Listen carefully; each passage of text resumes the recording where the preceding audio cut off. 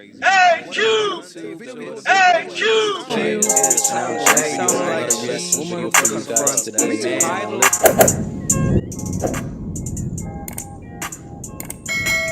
Date within your weight range.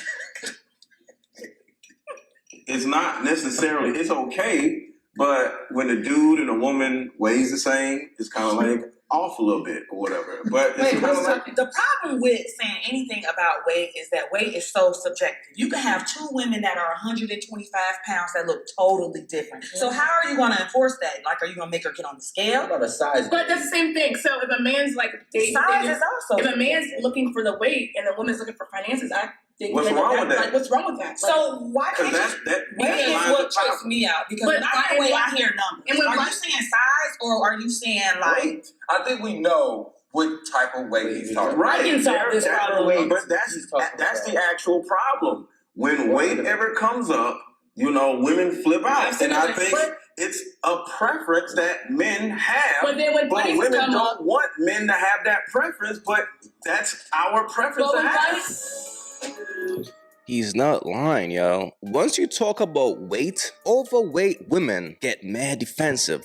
Why? Because they don't want to go to the gym. They're lazy. But then they want to have a dating preference. It's funny whenever men talk about weight, these chicks be getting mad defensive, right? Understand something, ladies. If your stomach is bigger than your ass, you are overweight. Your body is not proportioned properly. You don't look appealing. If you're gonna date, why don't you try to date successfully, right? So why don't you spend time and take care of your body? Get on a diet. Hit the gym. Because it don't also help you physically. Being in shape helps you mentally. I work out, right? And I'll be damned if I even entertain a chick who's overweight. Understand something, like when it comes to a man wants to admire a woman naked. I don't need a chick who gotta keep a shirt on in the bedroom. What's the point of that? You see what I'm saying? So my thing is like, invest some time in taking care of your body. And the thing about weight is this: that's something that we can control. That's something that we can control if we put the work in. But the problem with most women, they are lazy. And instead of them putting the work in, they become defensive when you speak about weight. How about hit the gym? How about putting the fork down for once? How about that? Instead of complaining and then yo, what's so sad is like, if these women were to hit the gym, man, they will look so much better and they will get so much better options. But that little thing that could change your life, they don't even want to do it because they are lazy. All they want to do is go out and eat on the weekends and things like that, consume all these fucking bad food, and don't work out. And it keeps building up and building up. I mean, before you know it, they be walking around here looking like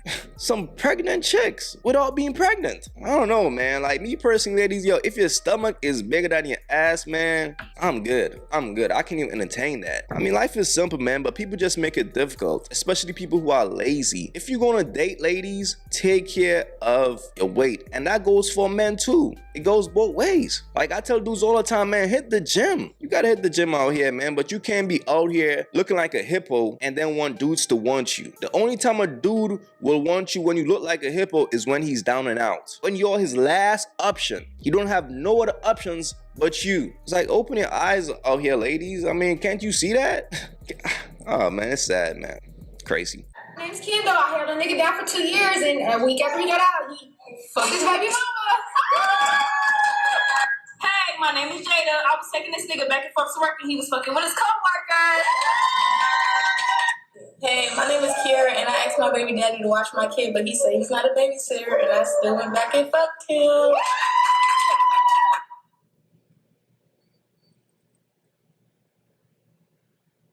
Wait, so your baby daddy don't want to watch his own kid?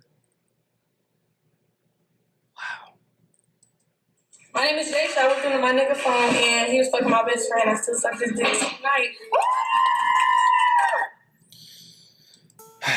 Look, fellas, you know what I always say, fam. Keep away from low-hanging fruits. Treat a thought like a thought. Treat a hoe like a hoe. This shit is crazy, man. This shit is crazy. Just a group of birds chirping. That's all this shit really is. It's like, as a man, how can you elevate in life dealing with birds like this. Birds like this will only keep you down here at the bottom. Nothing is worse than a chick with a bird brain, dog. The only thing that you could do is fuck her and dump on her face. That's it. You know what I'm saying? Don't treat a chick like this special. A chick like this used to be treated like shit. So if you're gonna deal with a chick like this, you better treat her ass like shit, or else she ain't gonna like you. That's just the bottom line, alright?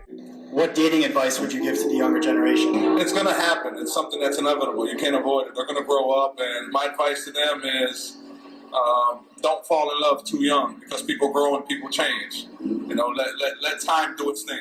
Facts. You know, fellas, it's like I tell you guys all the time, man. It's easy to get the pussy, just don't fall in love. Take your time, fam. Like when you date a chick, fam, take your time. You gotta grow with her. You gotta evolve with her. Women are emotional. They change all the time. So you think that a chick could be this way today, and then in 3 months from now, she could change on you. But what you don't want to be is in love while she changing you. So that's why it's not wise for a man to fall in love easily at all. That could be a detriment to you as a man, all right? And like I always say, man, focus on yourself. That's the key. Focus on yourself. Hey, I live in the neighborhood. My wife.